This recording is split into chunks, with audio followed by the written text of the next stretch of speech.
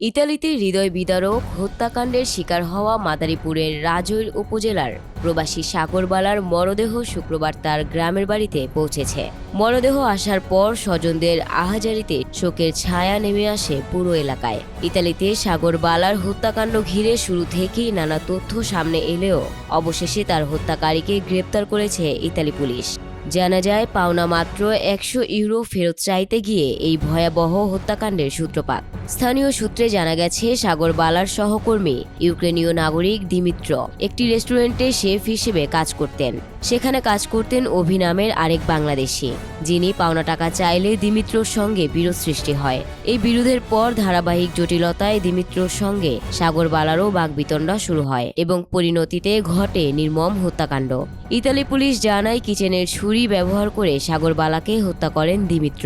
পরে লাশ গুম করার উদ্দেশ্যে দেহ টুকরো টুকরো করে কয়েকটি অংশ বস্তাবন্দি করে শহরের বিভিন্ন স্থানে ফেলে দেয়। গ্রেপ্তার হওয়ার পর 30 ঘন্টা কারাগারে থাকার পর পুলিশের জিজ্ঞাসাবাদে দিমিত্র তার আইনজীবীর সামনে হত্যার দায় স্বীকার করেন। ইতিমধ্যে হত্যাকাণ্ডে ব্যবহৃত অস্ত্র উদ্ধার করেছে পুলিশ। এদিকে দিমিত্রকে সঙ্গে নিয়ে সাগরবালার দেহের বাকি অংশের সন্ধান অব্যাহত রেখেছে তদন্তকারীরা। পুলিশ নিশ্চিত করেছে এই ঘটনায় অন্য কেউ জড়িত নয়। পুরো ঘটনার মূল কারণ ছিল মাত্র 100 ইউরো নিয়ে দ্বন্দ্ব। এর মধ্যেই নিহত সাগরবালার মরদেহ শুক্রবার দেশে এসে তার গ্রামের বাড়িতে পৌঁছালে স্বজনদের মাঝে নেমে আসে গভীর শোক। পারিবারিকভাবে দাহ করার আয়োজন করা হচ্ছে বলে জানিয়েছে।